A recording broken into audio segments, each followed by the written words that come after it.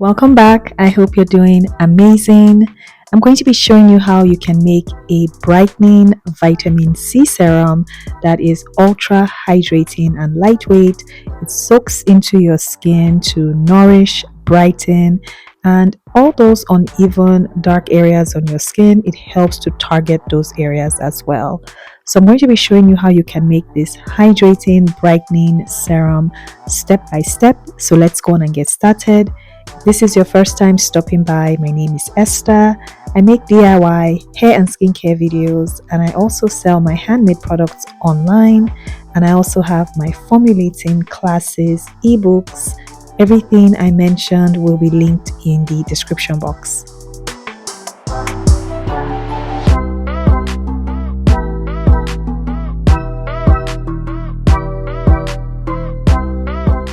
I'm going to have the complete formula at the end of the video, and it's given in percentages as well as grams. So I'm going to be using a digital scale to weigh out my ingredients, and I'm starting out with my thickener. I'm going to be using some xanthan gum soft to thicken up this serum. So it depends on how thick of a serum you want, but you can make adjustments. I'm going to use some vegetable glycerin to help mix my thickener. This helps to mix the xanthan gum, and it's also a humectant, so it's going to attract moisture to your skin. And for my preservative, I'm using Euxil PE9010. Since this is a water-based product, you need a preservative to stop the growth of bacteria, yeast, and mold. So once I have everything in, I'm just going to give this a really good mix until the thickener, the powder, it's all dissolved and there are no more clumps or any lumps.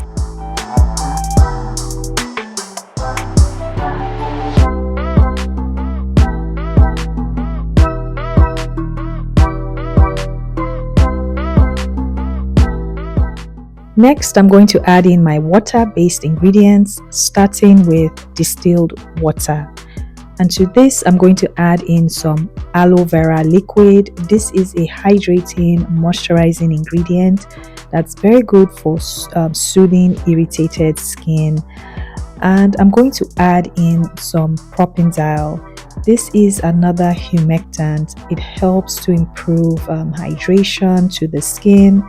It is optional. If you don't have it, you can omit this. And I'm adding in my vitamin C derivative, magnesium ascorbyl phosphate. This is going to help brighten those dark, uneven areas on your skin. So with this ingredient, it's not as water soluble in room temperature water, so it was a little bit difficult to get all the powder to dissolve evenly. So what I had to do, I had to heat this up, and I'll show you later what I did. But I'm going to add in some extracts. So for my extracts, I'm using 2 extracts. I'm going to be using some green coffee extract. This is going to help brighten the skin as it's packed with vitamins, minerals, so it helps to promote healthy skin. And I'm adding in some orange extract. This has high levels of vitamin C. It helps to protect the skin as well as brighten and tone the skin. So the powder had settled to the bottom of my beaker and was pretty much stuck at the bottom of the beaker. So I used my magnetic stirrer hot plate to heat up my mixture. So with this vitamin C derivative, the instructions are on the supplier website. You want to be very careful when you're heating this up. It can withstand heat up to 176 degrees Fahrenheit, but I did not want to get that high, so I'm just checking the temperature. It's at 154 degrees Fahrenheit.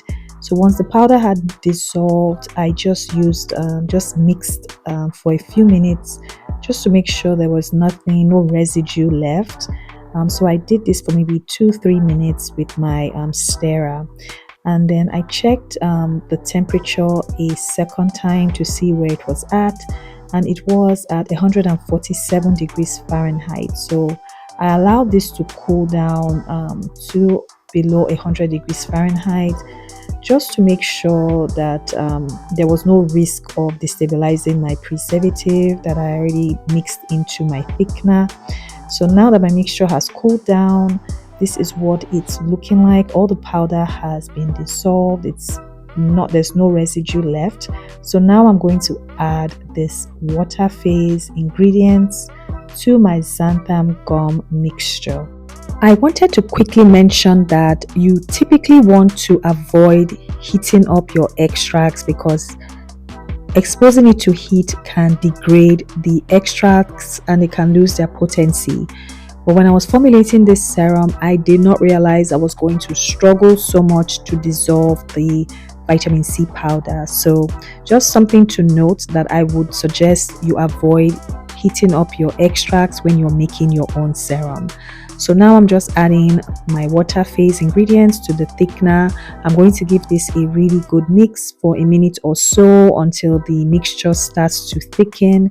I did go ahead and use my stirrer just to speed up the process, and depending on how thick you want your serum, just adjust your thickener accordingly.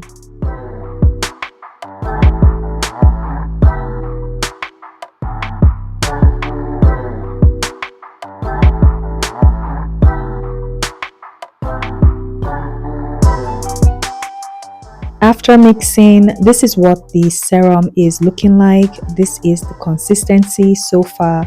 I like my serums to be very light and thin. I don't like thick serums, but you can adjust your serum as you like it. But what I'm going to do, I'm going to go ahead and check the pH. So for this vitamin C derivative, the pH needs to fall between 6 to 7. I'm going to weigh out about 2 grams of the serum, add in about 18 grams of distilled water, mix it thoroughly. Then I'm using my digital pH meter to take the reading, and the initial pH came to 7.11. So I'm going to adjust it down. It's not too bad. The recommended pH needs to fall between 6 to 7. So to drop down the pH, I'm going to add in some citric acid powder, and I added in the powder, mixed it thoroughly, and I let it sit for about a minute or two, and then I followed the same process to recheck the pH a second time.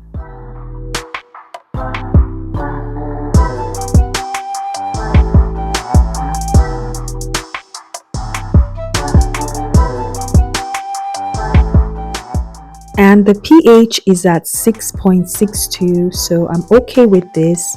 Keep in mind that most skincare products fall within a range of 4.5 to 5.5.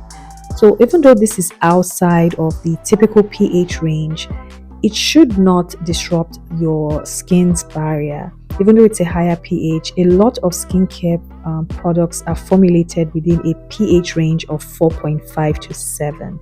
Now you have to know your own skin type and see if your skin is comfortable with a product that has a higher pH. But just note that because this is the version of vitamin C we're using, not all vitamin C ingredients have this pH. The typical vitamin C that I use has a lower pH, up to 4.5. So just keep that in mind.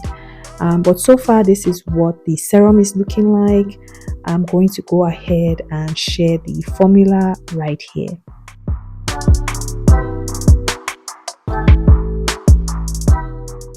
I have given the formula in percents as well as grams. If you would like to use a different unit of measurement like ounces, please check the description box for the batch calculator that I use, and you can use that calculator to make your own specific batch size or the amount that you want to make. So now I'm just going to package my serum. I'm using this amber glass dropper bottles. I purchased these from Amazon. I'll have everything I used in this video, the ingredients, tools, equipment, everything will be linked in the description box. And the brightening vitamin C serum is ready. This is such a hydrating, lightweight serum that just soaks into your skin.